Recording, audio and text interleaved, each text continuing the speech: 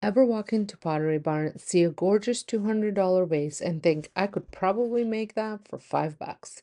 Well, today we're testing that theory. Welcome back to the channel, everyone. I'm so happy you're here. We're diving into some thrifted to high-end home decor DIYs where we're chasing that aesthetic home decor look on a total budget. We are tackling some ambitious Pottery Barn look for less, and let's just say DIY isn't always a straight line to perfection. I'm showing you the trash to treasure wins, the technical pivots, and the honest oops moments. If you love high-end style without the high-end price tag, make sure to hit that subscribe button and let's get into our first flip.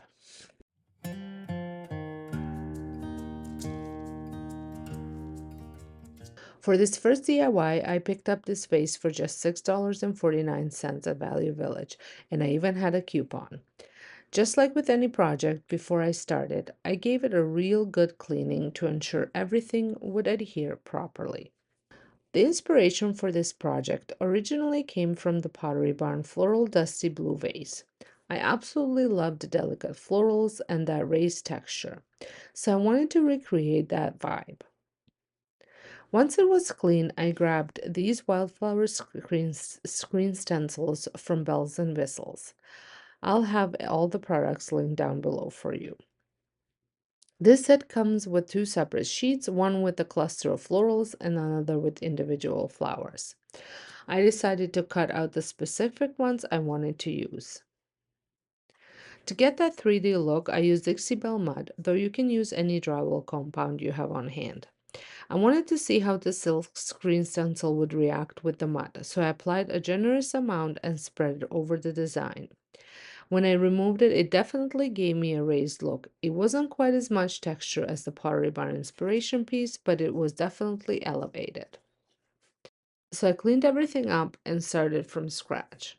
For the base, I'm using a silk paint. It's all in one with primer and sealer built in. To achieve the dusty Pottery Barn blue, I used two colors, a beautiful blue and an oyster color. I painted the blue first, and while it was still wet, I added the oyster right over it, blending them together.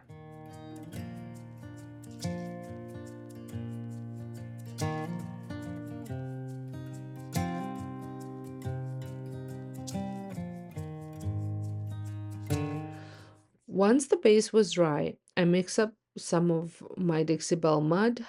I put some in a cup and added both paint colors to it so the raised flowers would match the vase perfectly.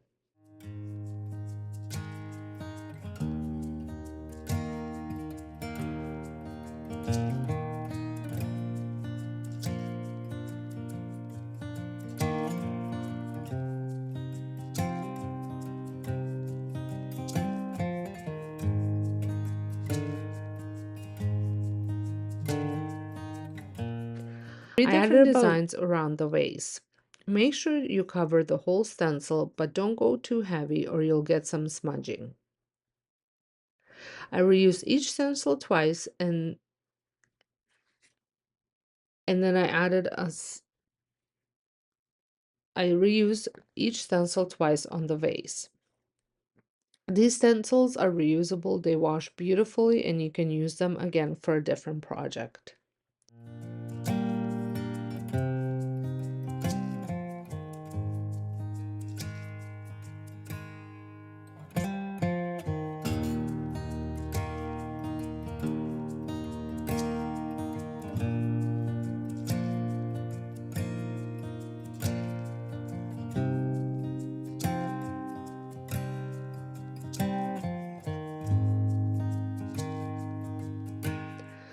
To fill the small gaps, I added a tiny flower at the bottom.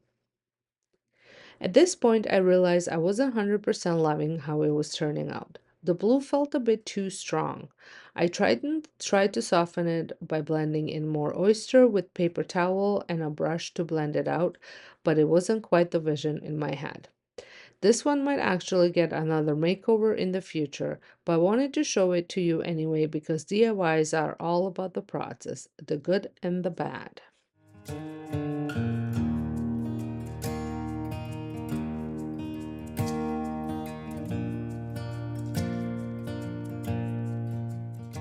Moving on to the next DIY, I picked up this piece for $4.49. If you know what it is, what this original item is called, let me know in the comments.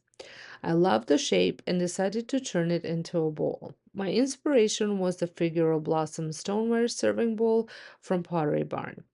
The navy organic look is on trend right now, and you can find these type of bowls everywhere. I started by cleaning it, but as I scrubbed, the red color started coming off. I had a feeling this red was going to cause some issues. And speaking of issues, I had to switch recording locations and I couldn't find my tripod or phone holder. I record on my phone, so I had to pivot and go buy a new one quickly. Unfortunately, the new one wasn't tall enough.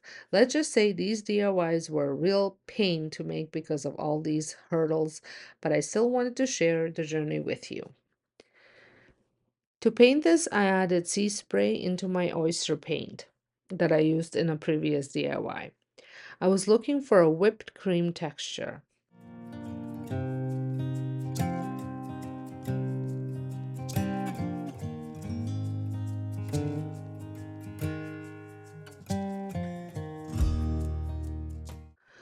I hoped this thick texture would cover the bleeding red and give me a stoneware feel. I brushed it into all the crevices, painted the inside and then the outside, and touched up certain areas.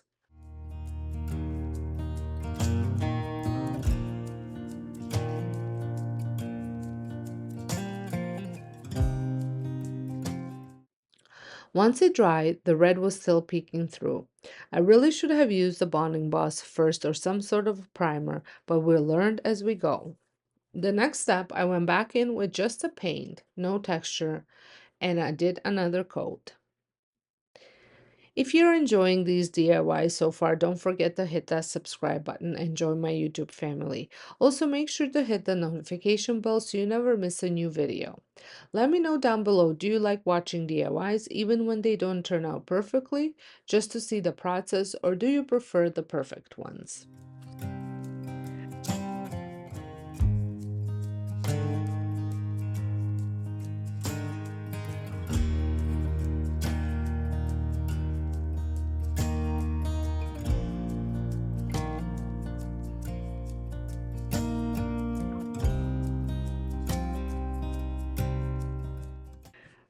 I filled the finished bowl with some spring potpourri. The red is still peeking through a little bit, but one more coat of paint should finish it off.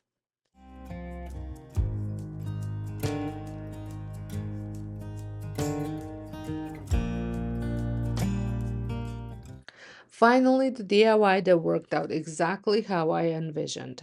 I picked up this hurricane vase for $6.49 and a candlestick for $2.99.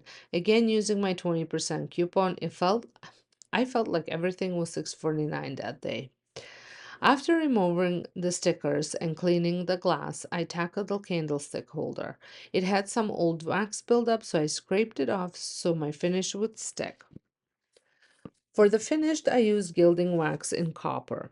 I love the warmth of copper, but you can definitely use rub and buff in any color you'd like if you don't have access to this gilding wax. But if you do, I definitely encourage you to give it a try. I started with the stippling brush and then tried a sponge to smooth it out, but I actually preferred the look of the brush. So I went back to dabbing it on.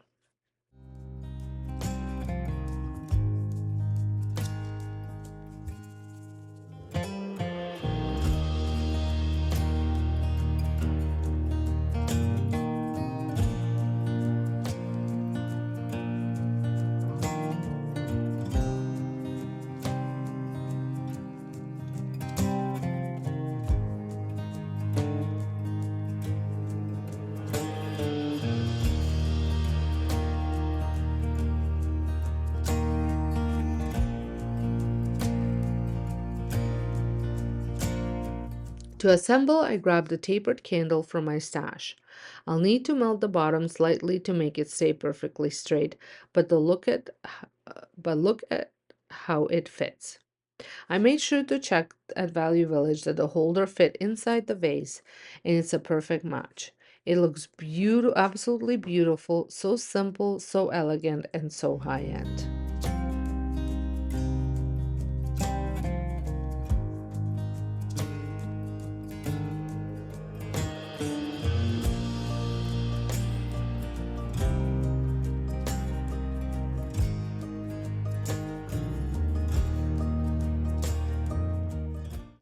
I am obsessed with how the last piece turned out. It just goes to show that even when the DIY starts with lots of tripods, lost tripods and bleeding pink, there's always a win waiting at the end.